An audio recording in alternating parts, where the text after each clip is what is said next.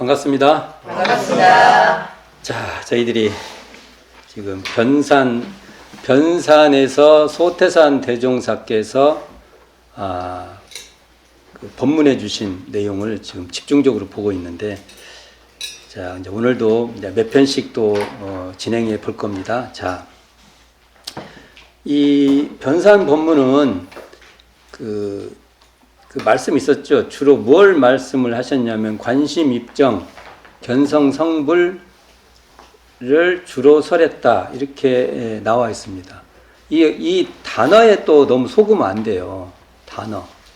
관심, 그러니까 말 그대로 자기 마음을 바라보는 것이 그 중심이 돼야 돼요. 자기 마음을 관해 보는 거죠. 그러면 이게 마음이라는 것을 관하라고 하니까 마음을 어떤 공간적 위치에다 갖다 놓으니까 복잡해져요. 그렇게 되면. 그럴 거 아니에요. 마음이 어디 있어요? 물어보면 이제 여기 있나? 뭐 이렇게 복잡해져요. 그러면 어떤 내가 해야 될 일이 딱 있으면은 그거다고 분화가 돼 버려요.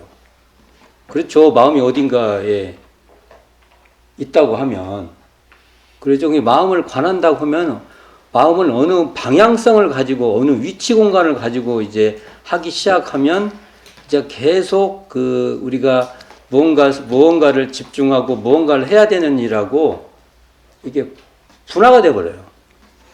그래서 곤란해요.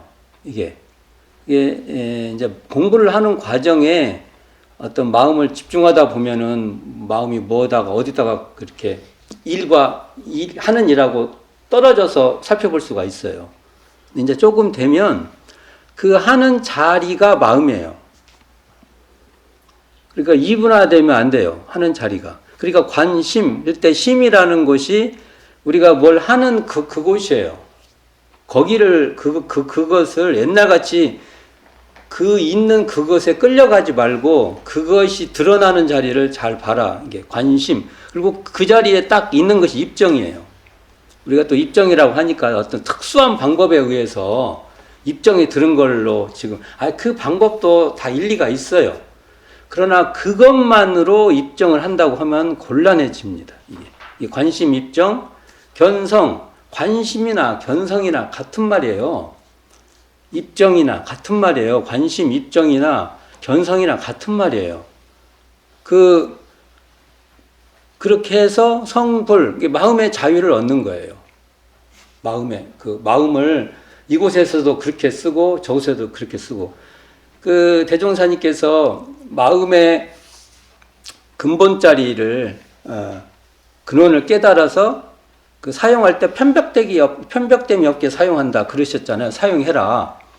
그런 것이 다 성불이에요. 성불을 또 문학권, 특히 이제 불교 문화권에서 말하는 그런데 규정되면은 대종사님이 말씀하시고자 하는 어떤 미래 시대의 성불의 개념하고 또 안 맞아요. 과거에 그냥 묶여버리는 거예요. 어떤 문화 형태나 이런 거에. 지금 생각 있잖아요. 문화 형태, 성불이라면 무엇이다 하는 거 있잖아요. 그래서 지금 대종사님께서, 일행삼매, 청년함 올라갈 때도 일행삼매를 얘기할 때 그 앞에 일행삼매를 설명해 주세요. 말씀을 잘 보면 대종사님 참 친절해요. 설명을 해 주신 거예요. 어떻게 그냥 대중이 한결같게 하라. 이렇게 나와요. 그럼 대중이 그게 뭐예요?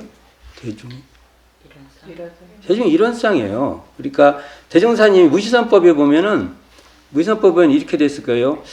그러니까 경계를 대할 때, 우리가 대하잖아요. 경계를 대할 때 공부할 때가 돌아온 것을 염두에, 그러니까 마음에서 잊지 말고 항상 끌리고 안 끌리는, 여기에 대중이 나와요. 끌리고 안 끌리는. 이것이 참 중요한 내용인데, 이제 그것이 한결같이 가는 거예요. 한결같이.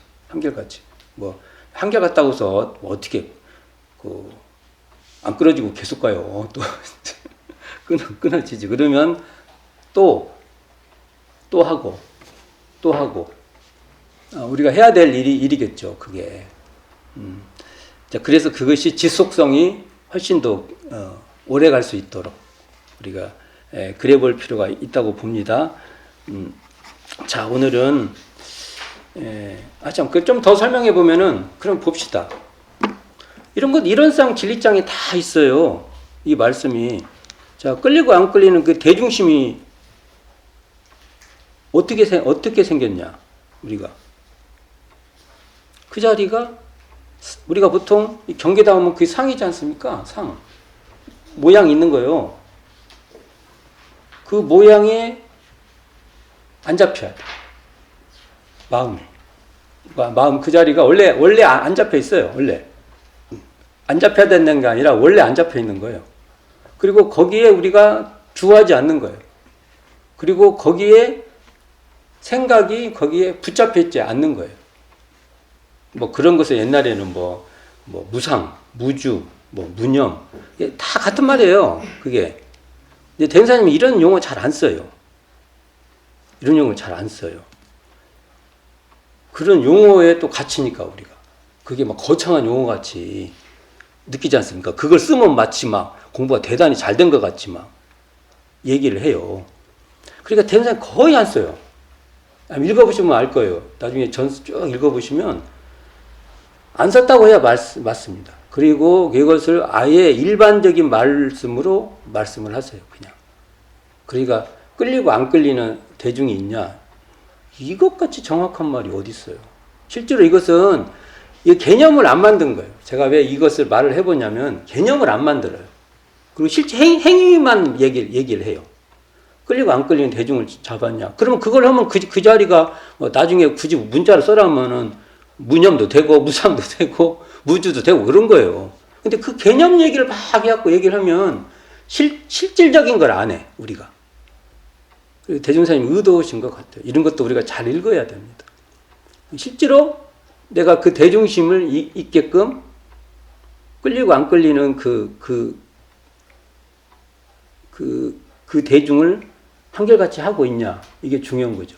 그럴 때 보면 한편으로는 걸릴 것이 하나도 없으면서나 이 마음이 한편으로는 내가 지금 흥분해 있으면 흥분하는지를 자기가 자각하는 거고 짜증을 내고 있으면 짜증 내는지를 자각하고 있는 거고 그리고 짜증 내고 있는 자리를 이렇게 한 번씩 살펴보면은 그 자리에 무언가 걸렸다 할 것이 없는 것이죠. 그래서 한편으로 보면 그 마음이 적적하고 한편으로는 그 마음이 성성한 거예요. 어떻게 성성해요? 때가 뭐 한지를 알잖아요. 성성하잖아요. 우리가 이제 그 마음으로 이제 공부의 고삐, 이렇게 마음의 고삐를 딱 잡고 해 나가는 것이죠. 그리고 이 마음의 고삐를 잡는 실력이 많이 돼야 그 다음 이제 진행이 되는 것이지. 우리가 그 마음의 고삐를 잡는 실력이 약한데 다른 걸 이제 진행하다 보면 계속 어떤 약간씩 문제들이 발생하죠. 그래서 대중사님께서 마음의 고삐를 잡으라. 그 마음의 고삐는 이런 쌍입니다. 저는 그렇게 봅니다. 이런 쌍을 잡는 겁니다. 자, 서설이 길었어요. 왜냐면 지금 제가 이렇게 계속 얘기를 할 때 듣잖아요. 그러니까 이 공부하잖아요. 이 청법을 하거든요. 청법하는 자리가 계속 아까 말한 대로 대중의 한결 같은 것이 지속되는 거지. 지금 여기서 그게 안 되면서 다른 공부를 막 하려고 해요. 그러면은 그 손해예요, 손해. 그냥 여기서 청법 공부를 청법하는 자리를 탁탁탁 드러내면서나 공부하면 뭐 그걸 우리는 족해야죠. 그걸. 자, 그 말씀을 먼저 드려볼까 해서 말씀을 드려봤습니다. 자, 오늘은 어디를 가냐면 먼저 대종경 인과품 12장. 자, 인과품 12장입니다. 제가 이건 읽어가면서 한번 설명을 해드려 보겠습니다. 이게 원기 7년, 음력 10월경이에요. 임술년 10월경에 이 말씀의 배경이 원기 7년, 임술년 10월경이에요. 음력 10월. 그러면 양력으로 11월 정도 되겠네요. 소태산 대종사께서 복례정사에 계실 때인데 그때 마침 포수가 산돼지를 그 근처에서 이렇게 아마 총으로 쏴서 잡았나 봐요. 그러니까 그 비명 소리가 처량한 거예요. 그 우리 돼지들이 그 뭐 할 때 참 처량하잖아요, 소리가. 이나의 말씀을 이제 하신 겁니다, 대종사님께서. 그것을 인연해서 말씀을 하신 거예요. 자, 이걸 한번 같이 한번 읽어보겠습니다. 봉독해 보겠습니다.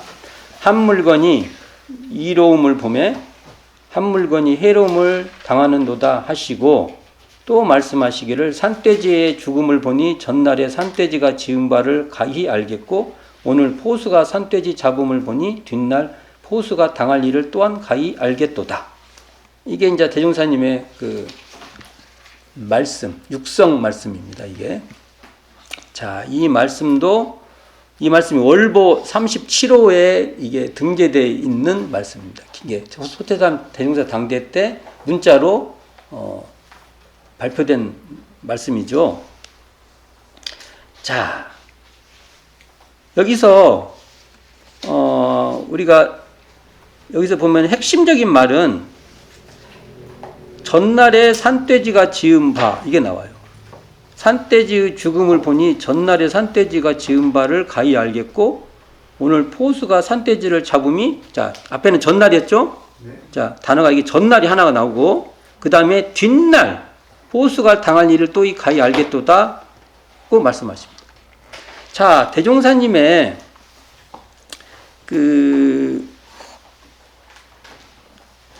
이 태도는 지속적입니다. 지금 이건 한 예를 들어서 말씀하신 거고 어디를 보면 알 수 있냐면 천도품에 보면 열반전후에 후생길을 인도하는 법설. 제가 생기면 저도 지금 천도제를 지내고 있는데 제를 치면은 이 열반전후에 후생길을 인도하는 법설하고 첫 번째 어떤 문구가 나오냐면 우리 많이 듣죠. 이 세상에 선악간 받은 바 그것이 이 세상에서 내심 선악간 받은 바 그것이 뭐라고요? 지나간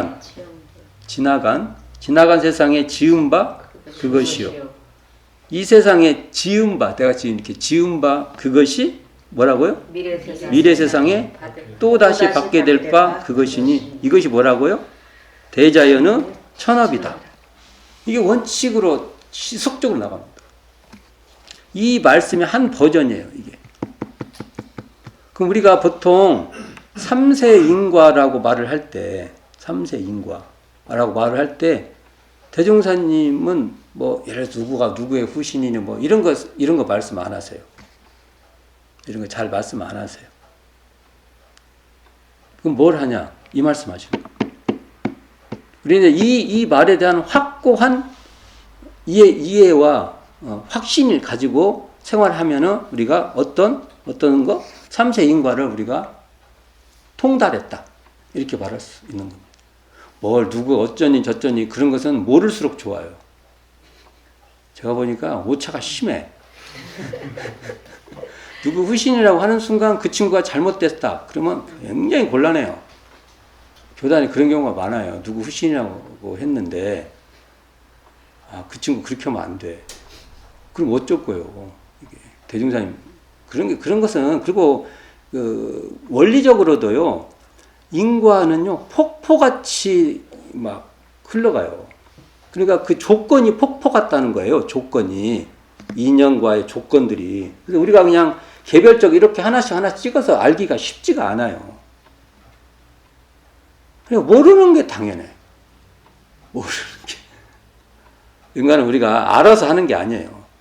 그리고 이렇게 1대1 대응같이 여기서 점 하나로 이렇게 가는 게 아니란 말입니다. 다수의 조건 속에서 그게 형성되니까 조건을 어떻게 다 알아요. 그냥 큰 조건 정도는 우리가 인지할 수 있겠죠. 원리적으로도 그래요. 우리가 유식 30송 같은 거기서도 업식이 이렇게 오는 그 과정 있죠? 그 과정도 보면 폭류라고 합니다. 폭류.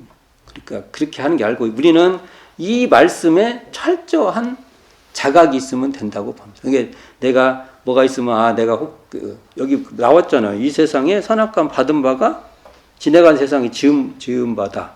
그럼 이것을 내가 수용할 수 있는 힘이 있어야 된다는 겁니다. 저도 어떤 것은 수용을 해요. 어떤 건 수용이 잘 안 돼요. 근데 억울해.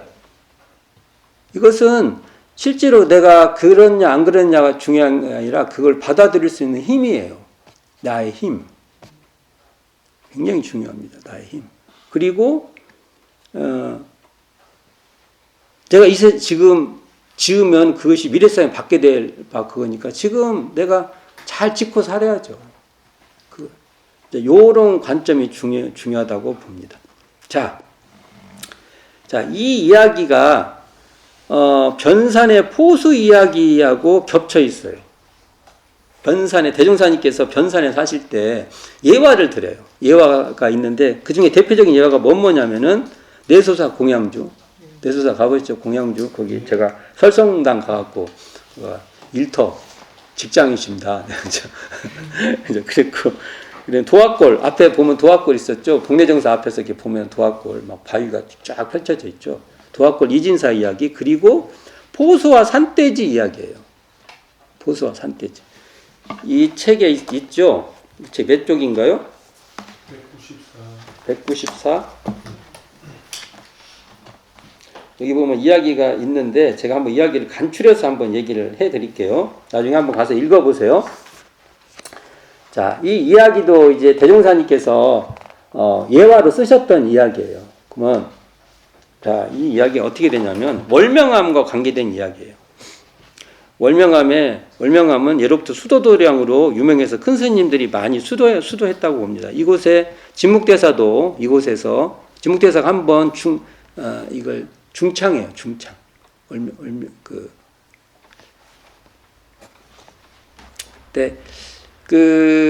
이제 월명암에서 어떤 그 스님께서 수도를 하고 있는데 멧돼지가 막 뛰어온 거예요. 그거 막 어쩔 줄 몰라. 숨을 곳을 찾고 있는 거죠. 그래서 이제 마루에다가 이렇게 숨겨줬어. 마루 밑에다가. 마루 밑에 거기 창고가 있었나 봐요. 그렇게 써 있어요. 근데 마루에 창고 있는 걸 못 봤는데 창고를 둘 수도 있겠다는 생각이 있어요. 하여간 마루 일대 이렇게 숨을 수 있는 곳이 있었나 봐요. 거기에 이제 숨겨줘요. 그러니까 이제 포수가 확 왔어요. 멧돼지 안 봤냐고. 그러니까 이 대사가 본 것 같기도 하고 안 본 것 같기도 하고 일로 간 것 같기도 하고 절로 간 것 같기도 하고 그러면서 미리 그 밑에 상좌에게 냉수를 하나 떠오라고 해요. 미리 이제 예견을 하고 오니까 멧돼지를 잡는 게 문제가 아니라 당신 먼저 죽겠다 이래가지고는 그래가지고 냉수를 먼저 한 잔 먹으라고 하니까 냉수를 한 잔을 팍팍 마실 거 아니에요. 사람이 이제 물을 한 잔 마시고 나면 좀 침착해져요. 그러면서 어차피 멧돼지는 잡을 일이니까 내 얘기 좀 한번 들어봐라. 그러니까 아무래도 좀 침착해진 거죠. 시간적 여유가 생겼으니까. 그래서 얘기를 하는 겁니다. 그 얘기가 뭐냐면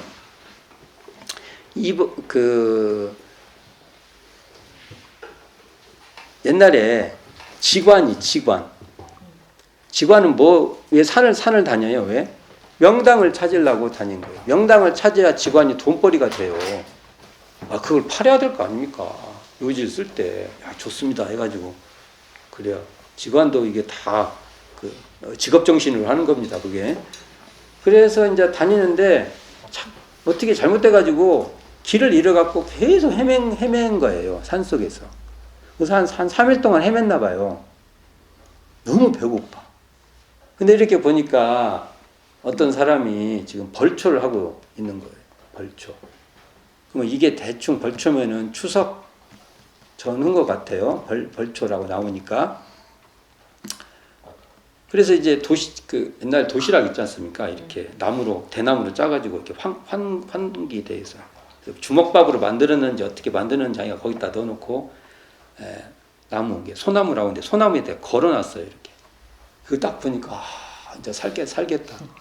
그래서 기다린 거예요. 이 사람도 양심 있지. 그러니까. 다 벌초 끝나면 밥 먹을 때 좀 얻어먹으려고.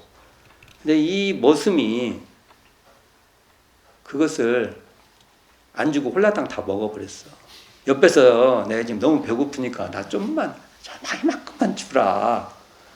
그래도 나도 지금 배고파서 죽겠는데 지금 일하는 거 안 봤어. 힘들죠. 그거 다 먹어버렸어. 그럴 때 배고파 죽어버렸어. 그래서 그 원한에 독사로 태어났어. 제가요 전에 철저하게 이 지관에 감정이입이 돼 있었어요. 제가 지관 편이었어요. 제가. 근데 이번에 그 영상 찍는다고 변산을 더 헤매다녔거든요. 근데 어느 날 보니까 어느 날 변산에 이렇게 묘지가 많을까?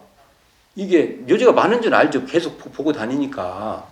근데 인지가 된 거예요. 제가 인지가. 와 많다. 그리고 산 막 그 꼭대기에 있어요. 이걸 어떻게 이게 그 상석 같은 거 가지고 올라오면 보통 일이 아니에요. 그러니까 이런 묘였겠다. 이런 묘. 막 산 정상에도 있고 막 산 중턱이 있고 이런 묘였겠다. 올라올 때 힘들거든요. 특히 이제 정산로 따라서 이번에도 쭉 올라오는데 그 찍는다고 막 모션도 하고 막 해서 다 찍었는데 이렇게 그냥 찍으면 평면으로 보이니까 내가 이렇게 올라가는 모습을 이렇게 찍기도 하고 했는데 올라오고 나니까 내가 이 머슴에 감정이입이 됐어. 와 힘들었겠다. 뭐 또 챙겨갖고 챙겨갖고 와야죠. 기본적으로 낫도 챙겨가지만 다른 것도 챙겨오고. 그래서 이게 머슴도 되게 힘들었겠구나. 당연히 밥을 먹을 수도 있겠다. 주고 싶은 마음 너무 없는 거야. 머슴을 이렇게 밥도 안 줬냐 이렇게 얘기해서는 안 되겠다 라는 생각이 이제 들었어요. 밥을 좀 줬어야지. 그래도 그게 그냥 뭐 우리같이 지금 배불러 갖고 좀 준 그런 게 아니고 아주 절대적으로 배가 고파요. 서로 배고픈 사람끼리 이게 문제가 된 겁니다. 이게. 그리고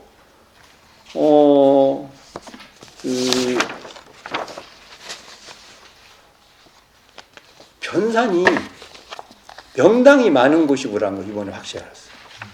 가지고 묘지가 있는 데마다 이 생각을 가지고 딱 서서 봤어요. 다 좋아.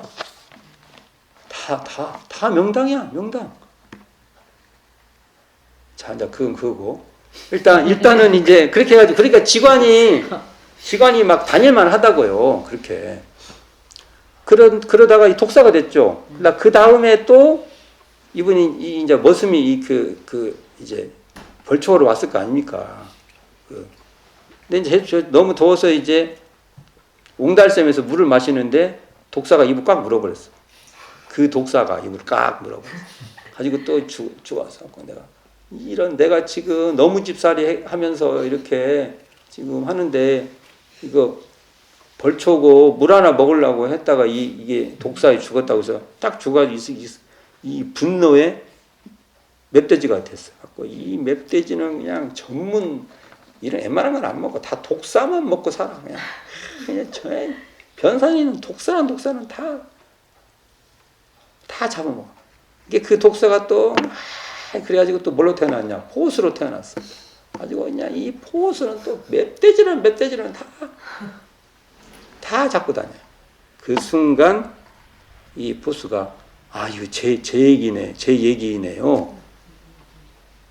그래놓고 이제 그때 대사가 저 안에 멧돼지가 있으니까 당신이 알아서 하시오. 그러니까 이 사람이 이제 보수 옛날에 이제 화승총이겠죠. 불 이렇게 당겨갖고 탕 쏘는 거요. 그걸 이제 바위에다 던져가지고 깨트리고 이분의 상자로 들어가서 결국 월명함에 인과를 깨달은 두 대사가 탄생했다. 그 얘기예요. 인과 얘기를 하려고 한 겁니다. 근데 아까 대종사님께서 그 열반전의 후생길 인도하는 법설에서 첫 번째 나오는 것이 뭐라고요? 인과 얘기예요.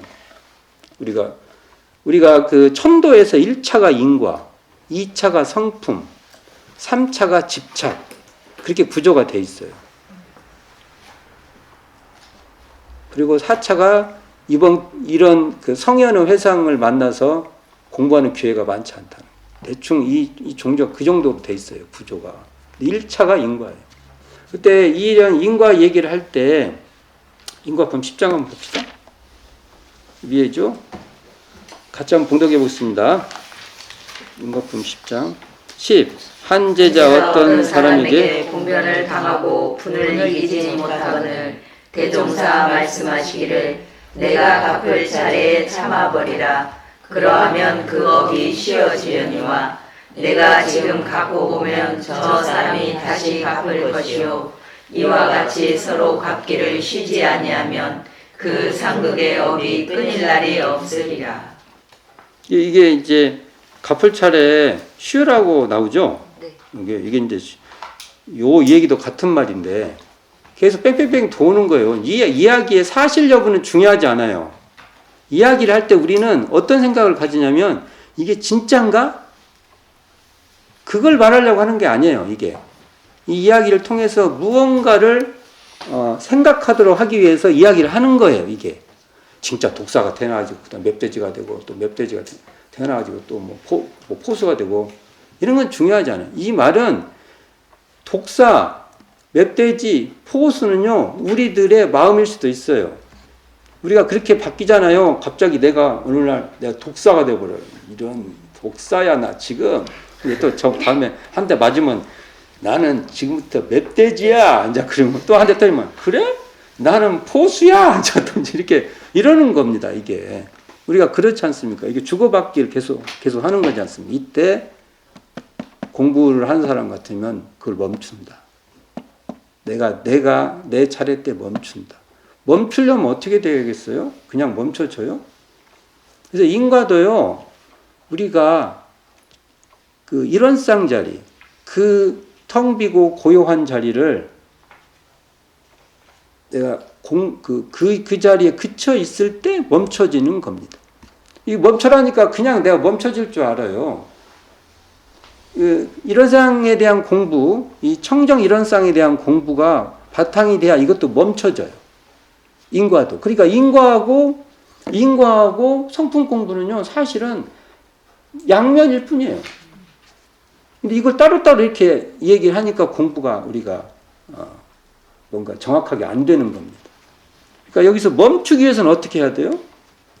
내 자리가 내가 그 고요하고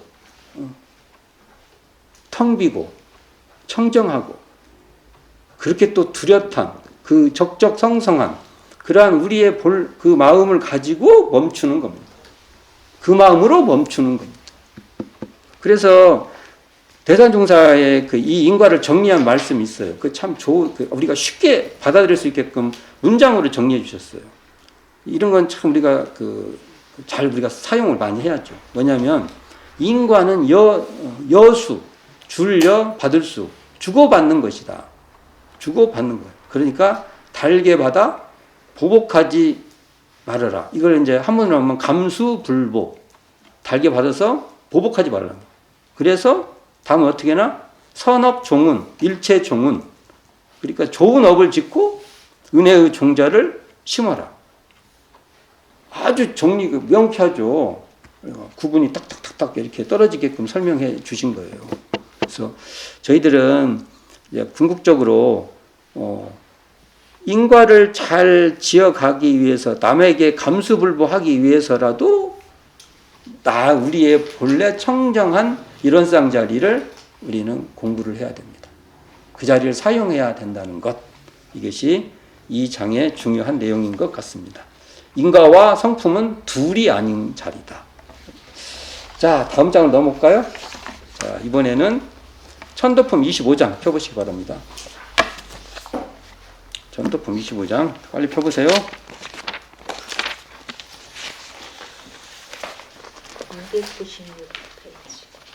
296.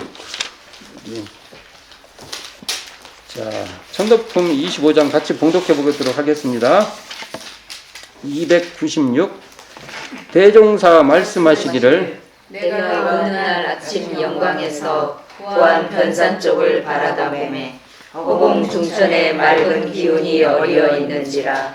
그 후 그곳으로 가보았더니 월명암에 수도 대중이 모여들어 선을 시작하였더라.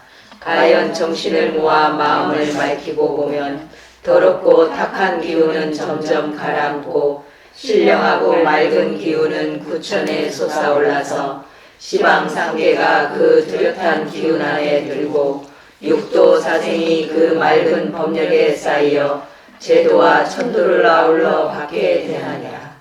자, 한번 봅시다. 대종사님께서 어느 날 아침 영광에서, 영광이면 길롱리겠죠? 길롱리에서 부안 변산 쪽을 바라본 거예요.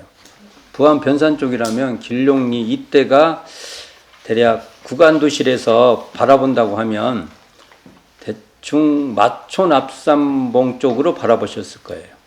그쪽으로. 이게 옥녀봉에서 올라가서 바라보면 훨씬 더 좋고요. 옥녀봉에 올라가서 바라보시는지도 몰라요. 멀리 보시려면 이렇게 바라보셔야겠죠. 그리고 허공 중천에 맑은 기운이 어려 있었다. 그쪽에 보니까 맑은 기운이 어려 있었다. 오늘 우리 나가면 맑은 기운 보일까요? 네. 그래서 그 후에 그곳에 가 보았더니, 근데 그곳에 가셨다는 거죠. 그 후에. 그럼 이게 아마 1차 월명암 행이라고 봅니다. 1차 월명암 행은 방언공사가 끝나고 이게 원기 4년 1919년 봄 정도 될 거예요. 그때 영광 일경에 의해서 피체돼요, 대종사님께서. 그래서 일주일 동안 조사를 받았다고 하는데 이때 아마 굉장히 조사가 억지 조사를 받았을 겁니다. 이 돈이 어디서 나왔냐? 니네가 뭔 돈이 있다고 이런 일을 하냐부터 해가지고 그 자금이 나오는 걸 증명해라. 자기들이 증명해야 되는데 대종사님 보고 증명해라고까지도 아마 했을 거예요. 어떻게 보면 조사하는 사람들은 참 비슷해. 옛날이나 지금이나. 언제나 그런 것 같아. 민주주의로 갈수록 증명은 본인이 하는 게 아니라 조사를 하는 사람이 증명을 하는 게 맞습니다. 근데 옛날로 갈수록 네가 증명해. 증명을 못하면은 네가 그렇게 한 거야. 깎아보지. 정말 깎아보죠. 아마 그랬을 가능성이 높아요. 그러나 이제 이게 결국은 증명이 됐다고 봅니다. 그게 다 그 돈의 루트들이 다 근거가 있는 돈인 거죠. 그래가지고 조사를 받고 나면 아마 대상이 굉장히 힘들으셨을 거라고 저는 이건 굉장히 아주 심플하게 돼 있어요. 그리고 대사님이 뭐 밥도 먹여주고 뭐 잠도 재워주고 참 좋더만 이렇게 말하지만 그 말에 우리가 속으면 안 돼요. 대종사님이 그렇다는 것이지 현실이 그렇다는 건 아니지 않습니까? 굉장히 이게 빡셌을 겁니다. 그리고 주변 제자들도 억울하기도 하고 그래서 대종사님께서 휴양이 필요함을 아마 결실히 느꼈을 거예요. 그래서 오창건 선진을 사산 오창건 선진과 함께 월명암에 갔는데 월명암을 왜 찾게 됐을까? 할 때 보면 여기서 대종사님이 맑은 기운이 라고 말하죠. 네. 저는 이런 것은 상징 언어라고 봅니다. 자, 올라가서 보세요. 맑은 기운이 보이나? 제가 올라가서 많이 봤어요. 옥녀봉 올라가서. 나도 맑은 기운 한번 보려고. 저는 또 영산에 살아봐서요. 그 호기심 있어갖고 날 맑을 때 많이 올라가 보기도 하고 그랬어요. 내 눈이 안 좋아서 안 보이는지 모르지만 잘 모르겠어요. 맑은 기운이 뭔지. 저런 거 보고 맑은 기운이 하나? 상대적이죠. 맑은 기운. 저는 이 맑은 기운은 결국은 사람을 말한 거라고 봅니다. 누구? 백학령. 그러니까 언어를 쓰는 방식이 달라요. 언어를 쓰는 방식이. 그러면 이 항명선사를 맑은 존재로 소태산 대종사는 보셨다는 겁니다.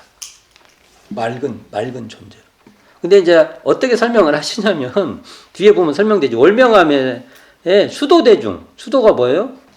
이게 선빵 같은 그 돌을 닦는 대중 여러 이게 항명성사뿐만 아니라 다른 많은 사람이 있었던 거예요. 근데 항명성사 주도하에 선을 나고 있는데 이 수도 대중이 모여서 선을 시작하더라.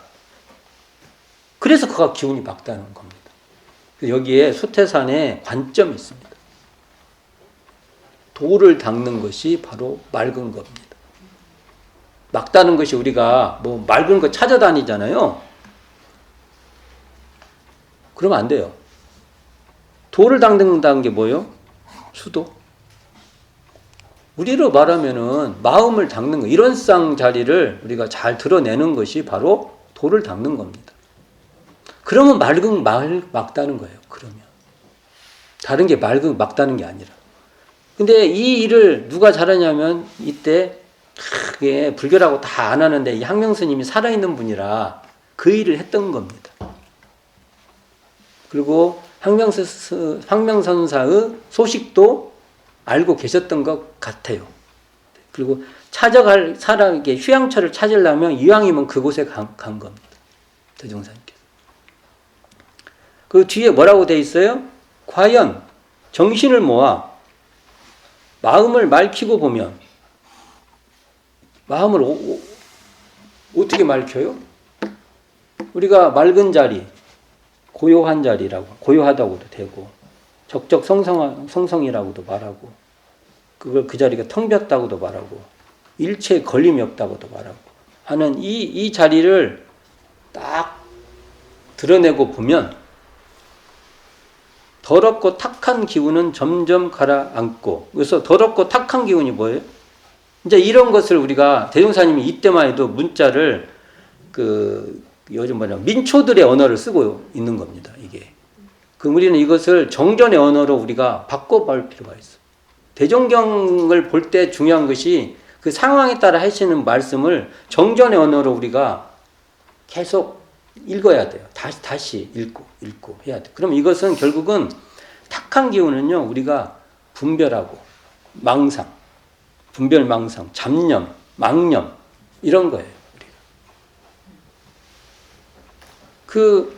더럽고 탁한 기운을 점점 가라앉히고, 그렇죠. 그것을 탈락시킬 수 있지 않습니까?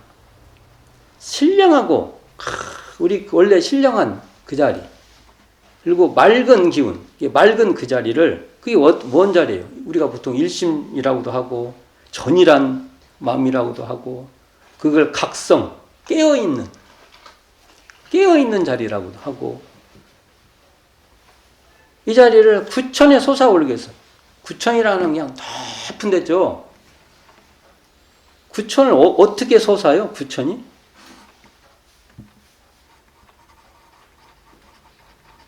구천? 이런 것도 상징어예요. 구천에 솟는다는. 구천에 솟아야 솟는다는 것이 우리가 이게 바로 경계에 끌려가지 않는다는 겁니다. 경계에 끌려가지 않으면 구천에 솟는 겁니다. 내가. 구천에. 그렇죠. 우리가 높은 데 올라가면 모든 것을 나의 상태도 내가 조망할 수 있어요. 내가 지금 짜증을 내고 있는지, 내가 지금 화가 나는지, 내가 뭔가의 욕망에 저 사람 보면 시기를 내고 있는지. 나의 삶을 구천에 솟아서 나의 삶을 조망할 수 있냐, 이겁니다. 그러니까 이렇게 맑아지면 구천에 솟아올라요, 우리가. 그래서 나를 잘 살필 줄 아면 이제 타인의 삶도 잘 살펴서 그 사람이 진짜 그 사람이 타인을 살핀다니까 또 내가 조정하려고 해, 또. 그게 아니에요. 그게. 그 사람도 구천에 솟아서 자기 삶을 바라볼 수 있도록 하는 것이지, 내가 어떻게 막 하는 게 아니에요. 그 사람도 내가 구천에 솟아서 내 삶을 조망할 수 있듯이, 그 사람도 구천에 솟아서 내 삶을 조망할 수 있도록 도와주는 겁니다. 그래서 이게 구천에 솟아야 돼요. 구천에. 이 구천에 솟는다 보니까 또 이걸 이상하게 설명하면 안 돼요. 또 이걸. 이 정전의 언어로 다 바꿔야 돼요. 이걸. 정전의 언어로. 구천에 섰을 수 있어요? 일단 1천부터 솟아 봅시다, 우리가. 1천 솟고, 2천 솟고. 구천이란 건 이제 굉장히 그런 데서 초월된 그거예요. 우리가 경계 같은 데 붙잡히지 않고 초월되는 말을 구천에 솟는다고 하는 겁니다. 그래서 시방삼계가 뚜렷한 기운. 이 뚜렷한 기운이 뭐예요? 분명하죠. 뚜렷하죠. 내가 짜증을 내고 있고, 내가 기뻐하고 있고, 내가 여유가 있고, 내가 어떨 때는 내가 분노에 차고, 억울한 일 당하면 분노에 차요. 이때 한마음 돌려서 그 분노 상태에서 구천에 솟기가 쉽지가 않습니다. 그때 잠깐이라도 솟아야 돼. 안 그러면은 패착이에요. 뭘 해본다는 게 패착이 빠집니다. 억울한 일 당해보면 이건 정말 확실한 겁니다. 그래서 육도 사생이 그 맑은 법력에 쌓이고, 이거 참 좋을 것 같아. 그래서 내가 이렇게 구천에 솟으니까 사람들의 상황도 내가 다 이렇게 보듬어 줄 수 있고 챙겨줄 수 있는 그 시야가 확보되는 것이죠. 나의 이해관계에서 내가 어떻게 해볼까, 그게 아니에요. 우리가 나이를 먹다 보면 애들이 하면 어느 때부터 애들이 하는 것이 이렇게 이쁠 때가 있어요. 이해관계에서 그게 더 초월돼가지고 하는 것이 되게 이뻐. 근데 그런데 그때는 그게 되는데 다른 건 안 되지 않습니까? 그러니까 우리가 이게 돼가지고 대중사님 같이 육도사생, 세하생이 그 맑은 법력에 탁 쌓여서 제도와 천도를 아울러 받게 되나니라. 그러면 제도란 건 생전에 우리가 그 사람도 구천에 솟도록 해주는 것이고, 천도는 죽음의 과정에서도 청정일념에 그쳐 있도록. 청정일념이 뭐예요? 청정일념 우리 돌아가실 때 엄청 많이 하죠. 그게 일원상자리예요. 그 일원상 자리를 챙기세요. 그 적적성상한 자리를 챙기세요라고 우리가 기운으로라도 계속 몰아주는 겁니다. 무슨 천도가 청정일념은 어떻게 만들어갖고 어떻게 만들고 그런 게 아니에요. 일원상 자리가 발현되도록 해주는 겁니다. 간절히 우리가 염원에 주는 거예요. 그러니까 다 같은 말이잖아요, 이게. 자, 이게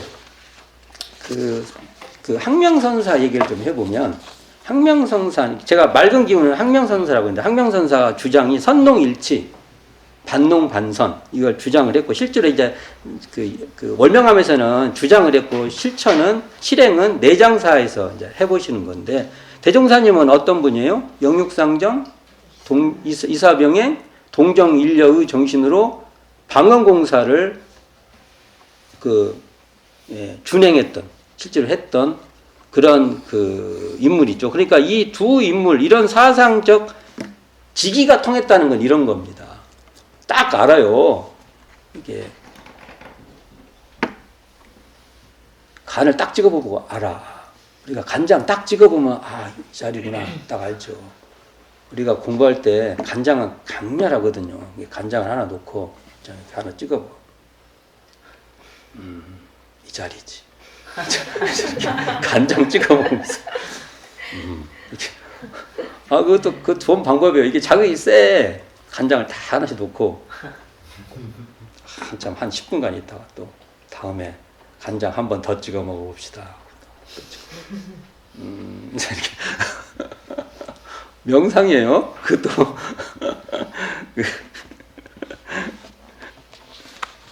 제가 왜 이런 얘기 했어요? 제가 해본 짓이에요.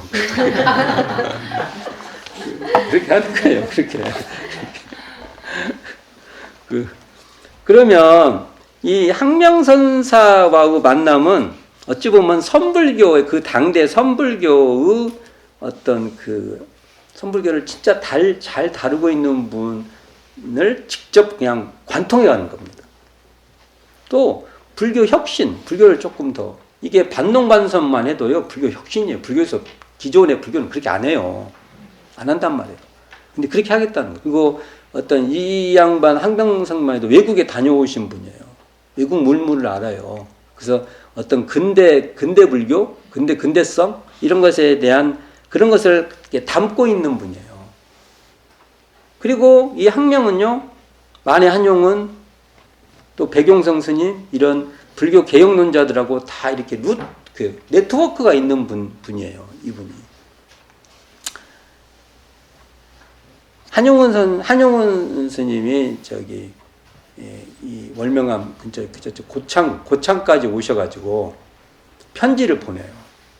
아마 오셨는가도 몰라요. 직접. 그게 변산에 오셨을 가능성도 있어요.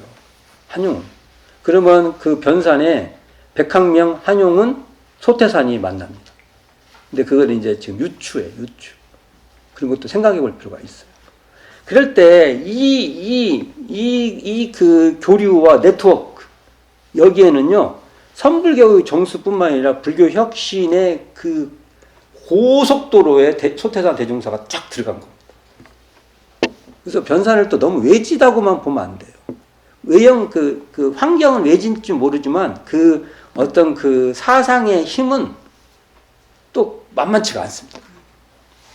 그래서 여기 이런 곳에 대종사님께서 직입했다. 이런 걸 보면 저는 대종사님의 그 뭐라고 할까 그 견해 뭐 이런 것은 우리가 다 이유가 있어요.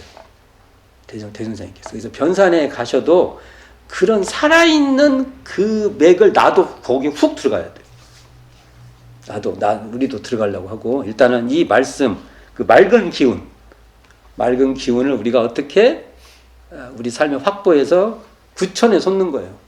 어떤 구천에? 우리의 업력, 우리의 경계, 인연, 뭐 서로 막 끄달리는 거, 삶의 어떤 그 모든 문제, 이것에서 구천에 솟는 거예요. 이것을 보고 또 뭐 초월이라고 하면 초월하면 또 당장 또 뭐 서구적 개념, 이데아 막 이런 걸로 생각하는데 그런 거 아니에요. 우리 삶의 차원의 전환이에요.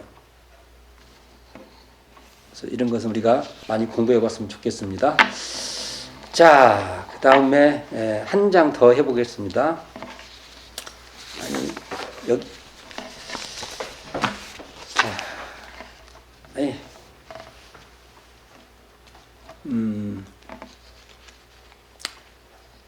대종경 신성품 13장 펴보시기 바랍니다.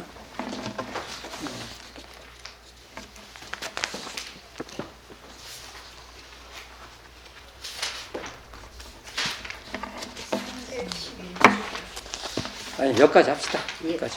첫 번째 여기까지 합시다. 자, 이 부분을 편집을 잘 해야 될 것 같네요. 앞에서 잘 잘라서. 예. 자, 그럼 오늘 몇 장 했죠?